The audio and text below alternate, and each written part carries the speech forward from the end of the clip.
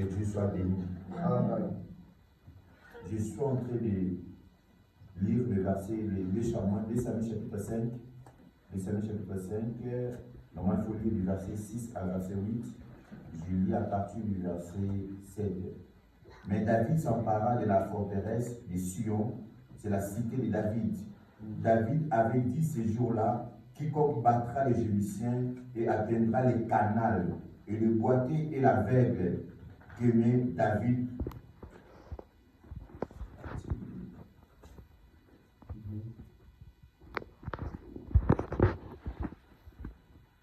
Je disais que le boiter et l'aveugle qu'aimait David, on les fera passer par les canals. C'est pourquoi l'on dit, l'aveugle et le boiter n'entreront point dans la maison. Amen. Amen. Alléluia. Amen. Donc, dans cette histoire, nous sommes en train de voir David.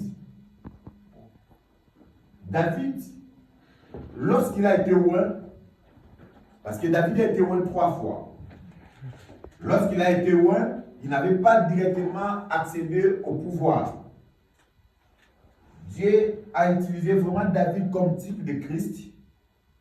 Et un jour, Dieu nous donnera l'opportunité de parler encore profondément de ça. Et ici, la Bible déclare que David se retrouve devant les Jébusiens.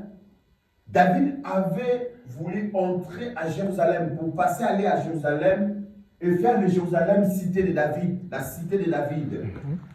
Mais lorsqu'il est arrivé à l'entrée, la Bible déclare que les Jébusiens, qui étaient aussi formés par des aveugles et les boiteux, l'ont interdit le passage. Amen, amen. Ils n'ont pas voulu lui donner l'accès dans cette ville-là. Et David devait combattre encore pour gagner la bataille et pour accéder. Je suis en train de dire à quelqu'un qu'il y a des portes qui s'ouvrent lorsque tu combats. Amen, amen, amen. Il y a des combats, il y a des portes qui s'ouvrent lorsque tu te mets en position de force. Et David a combattu. Mais prophétiquement, la Bible nous parle que David avait marché. C'est aussi un autre langage spirituel. Mais la Bible déclare que David est allé, il a battu et il a gagné le combat. Il a accédé dans cette ville. Et David a dit ce jour-là, à partir d'aujourd'hui, l'aveugle et le boiteux n'entreront point dans la maison. Amen, amen. Amen. L'aveugle et le boiteux n'entreront point dans la maison. Ici, nous sommes en train de voir comme loi que David avait imposée.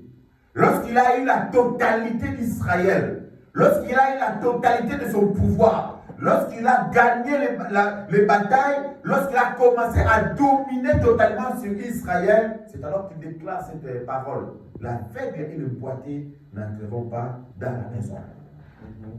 Mais je voudrais dire à quelqu'un, lorsque nous voyons la loi, la seule personne qui est entrée, qui a le pouvoir de briser la loi, soit il doit être la personne qui a imposé cette loi, ou soit il doit être lié à la tribu ou de la race de la personne qui a imposé cette loi.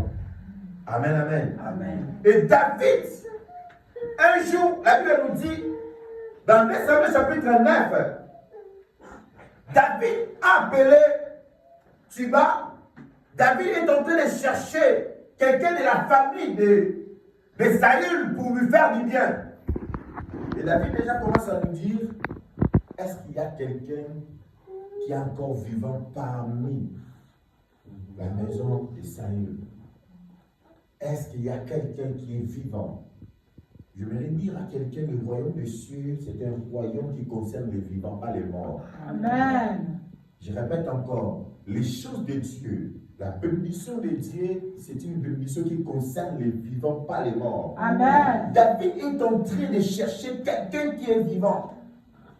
Alléluia. Amen. Parce que David est informé qu'il y avait une grande bataille, il y avait un esprit de mort, il y avait un grand combat qui avait déjà décidé la mort de toute la famille de Saül. Mais David cherche encore, est-ce qu'il y a quelqu'un comme rescapé de cette famille-là? Je voudrais dire à quelqu'un, Nous sommes de la génération des rescapés. Je répète encore. Nous sommes de la génération des rescapés. Tu es un rescapé de la maison de Saül.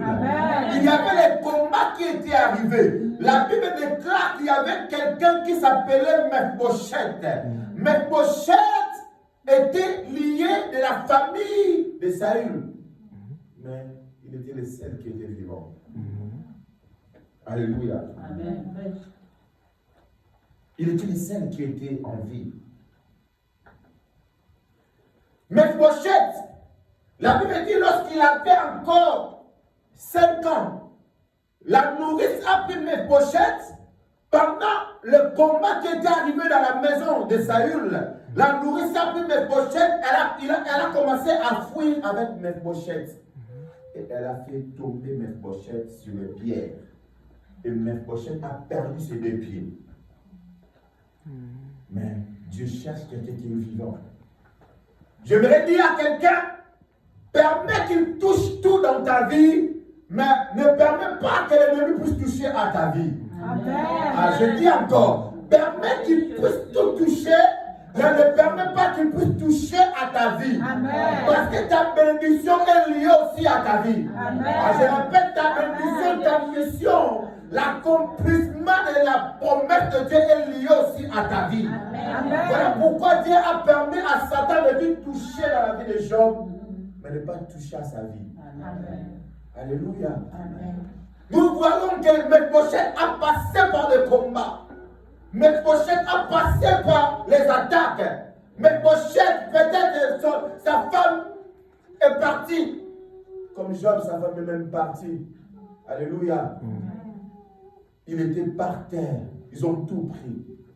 Mais ils lui ont laissé la vie. Amen. Il y a encore de l'espoir pour tous ceux qui sont en vie. Amen. Il y a encore de l'espoir pour tous ceux qui sont en vie. Amen. Alléluia. Mephibosheth a perdu sa position de prince. Celui qui est appelé à être honoré, à être élevé, il se retrouve. Il a perdu ses pieds. Loin à l'eau des barres. Mais celui qui est appelé à être un prince, celui qui est appelé à gouverner un jour. Alléluia.